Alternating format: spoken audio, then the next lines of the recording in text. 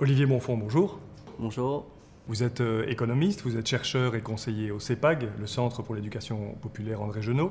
Et si je vous ai invité aujourd'hui, c'est pour que vous nous aidiez à faire toute la lumière sur un vampire qui est extrêmement dangereux et qui nous menace toutes et tous en tant que citoyens belges et européens pour l'instant. Et ce vampire, c'est le traité budgétaire européen. Alors, petite explication pour commencer, qu'est-ce que c'est que ce traité budgétaire européen ? Alors le traité budgétaire est un traité qui est signé entre 25 États membres de l'Union européenne. Il est composé de 16 articles et globalement il fixe des nouvelles règles de discipline budgétaire. Alors les deux articles les plus importants dans ce cadre, ce sont les articles 3 et 4.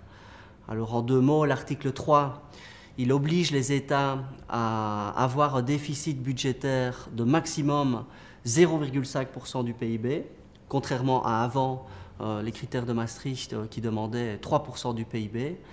L'article 4 oblige les États européens qui auraient une dette en pourcentage du PIB supérieure à 60% de mettre en place des politiques concrètes qui visent à réduire le plus rapidement possible cette dette publique globale et la ramener très rapidement à hauteur de 60%. Et par ailleurs, les autres articles, en fait, c'est très important de le savoir aussi, renforcent le caractère contraignant de cette discipline budgétaire. C'est-à-dire qu'à partir de maintenant, un État qui ne respecterait pas les critères pourrait se voir directement sanctionné par l'Union européenne, soit en devant appliquer des politiques d'austérité supplémentaires qui sont fixées, qui seraient imposées par la Commission européenne, qui, rappelons-le, n'est pas une institution démocratique, soit devrait payer directement des amendes financières. Et en quoi ce traité est-il une menace directe pour nous, la population, en général ? Ce traité est effectivement très dangereux. Pourquoi ? Parce qu'au cœur de ce traité, il y a l'austérité budgétaire. Or, l'austérité budgétaire, on l'a déjà appliquée, ce n'est pas nouveau. Par exemple, pendant 30 ans, après la crise de la dette de 1982, l'ensemble des pays du Sud ont appliqué l'austérité budgétaire. Et quels sont les résultats après 30 ans de politique d'austérité ? C'est le désastre à tous les niveaux. Explosion des inégalités, explosion de la pauvreté, augmentation de la dette, augmentation de la destruction de l'environnement et d'un point de vue économique, c'est un désastre également. Alors, les pays de l'Union européenne appliquent également cette austérité. Il est intéressant de voir les résultats pour les pays qui l'appliquent de manière très forte depuis quelques années. La Grèce en est à son 10e plan d'austérité.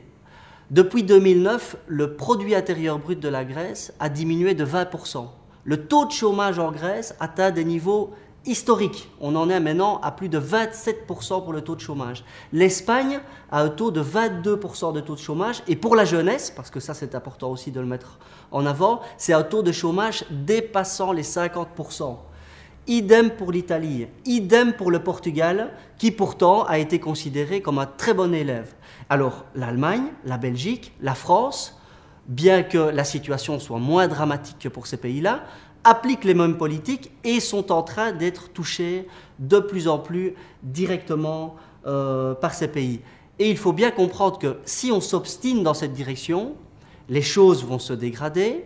Et ce n'est qu'un début, parce qu'en fait, on ne le dit pas assez, mais ce traité budgétaire qui est voté au niveau européen, il va avoir des conséquences directes sur les conditions de vie des gens, jusque dans les plus petits villages, parce que, y compris les communes, vont devoir respecter ce traité budgétaire. Et donc l'austérité va s'abattre partout, en termes de gel des salaires et de dégradation de tous les services publics, jusque dans les plus petits villages partout en Belgique. Donc, vraiment, il faut avoir une conscience que ce traité va avoir des conséquences désastreuses, à la fois sur le plan économique, mais aussi sur le plan social.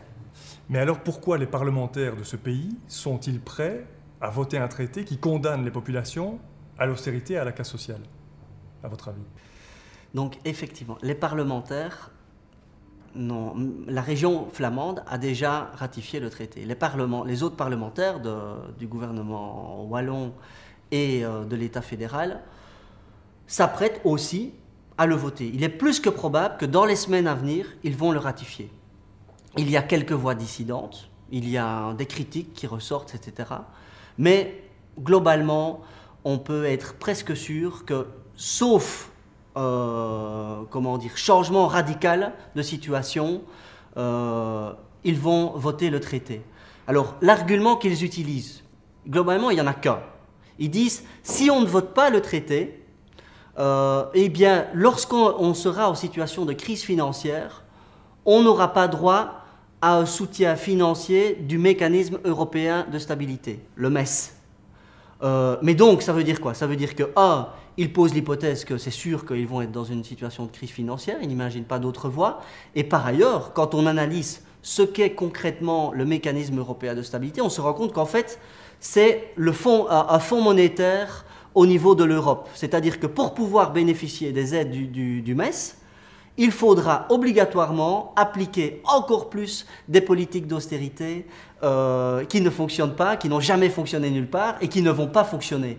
Donc il faut se dire, mais alors les parlementaires, en fait, ils votent ce traité pourquoi? Alors, soit c'est par soumission à l'égard de la finance, ils disent, bon, peut-être on ne doit pas voter ce traité, mais la finance est trop importante, ou alors par aveuglement idéologique. Ils croient, malgré que la réalité leur montre jour après jour qu'ils ont tort, que ce n'est pas grave, il faut continuer à appliquer cette politique. Mais donc je pense que toutes celles et tous ceux qui nous regardent en ce moment, qui nous écoutent, se disent la même chose. Il faut de toute urgence rejeter ce traité, refuser de le voter.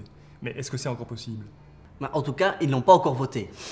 Donc ils s'apprêtent à le voter. Ils le disent, ils le confirment, nous allons voter ce traité dans les semaines qui viennent, mais ils ne l'ont pas encore voté. Et donc, et c'est une bonne chose, il y a toute une série de citoyens et de mouvements sociaux, syndicaux, d'associations, qui essayent d'élever la voix pour dire il ne faut absolument pas voter ce traité. Et je crois que tout citoyen, effectivement, doit prendre part à ce travail. N'attendons pas que les autres s'en chargent. Nous devons imposer un référendum, imposer au minimum un débat public sur la question. On ne peut pas laisser des parlementaires qui sont censés représenter nos intérêts voter sans aucune consultation populaire, sans aucun débat public, un traité qui apparemment va, et très probablement, va nous plonger dans la récession et dans la précarité et va dégrader les conditions de vie de tous les citoyens belges. Les parlementaires sont censés représenter les intérêts de la population belge. Il est tout à fait scandaleux qu'ils votent un tel traité. Donc nous devons absolument, aujourd'hui et dans les semaines qui viennent, mettre une pression maximum pour que le débat arrive sur les grands médias, la RTBF, RTL, dans les grands journaux, et pour qu'il y ait enfin une plus grande transparence et que les citoyens peuvent réellement se prononcer sur cette question. Alors, imaginons que, malheureusement, ce traité soit quand même voté par les différents parlements en Belgique. Est-ce que ça veut dire qu'on sera définitivement, tous et toutes, condamnés aux politiques d'austérité et aux diktats de la Commission européenne? C'est ce que certains voudraient, mais il ne faut pas oublier une chose qui est fondamentale, c'est que les politiques concrètes, les politiques économiques qui sont mises en place dans un pays sont le résultat de choix et de décisions politiques. Donc si on prend une décision politique, il est toujours possible d'en prendre une autre par ailleurs, de revenir en arrière ou de poser d'autres choix politiques et économiques. Et donc il ne faut pas tomber dans la logique de la fatalité et se dire « bon, une fois que c'est voté, on n'a plus rien à faire ». Non, il est très important d'avoir conscience que nous sommes à un tournant de l'histoire. L'austérité est en train de s'abattre sur tous les peuples européens. Mais il y a des alternatives. L'austérité n'est pas une fatalité. Non seulement il faut donc critiquer très durement et très fortement l'orientation qui est prise aujourd'hui, parce que c'est une très mauvaise orientation politique et économique, mais il ne suffit pas simplement de critiquer pour critiquer, il faut proposer une autre voie. Et là, bonne nouvelle, beaucoup d'économistes européens, belges, wallons, flamands, affirme et montre avec des chiffres à la clé qu'il est tout à fait possible de mettre en place une série d'autres alternatives qui permettraient radicalement de changer la situation. Et non seulement d'équilibrer éventuellement les comptes de l'État, mais ce n'est pas l'objectif fondamental, mais surtout améliorer les conditions de vie de tous les citoyens belges et européens. Un audit de la dette. et le refus de rembourser toute dette illégitime. Des mesures de justice fiscale qui permettraient sans aucun problème d'augmenter radicalement l'argent qui rentrerait dans les caisses de l'État.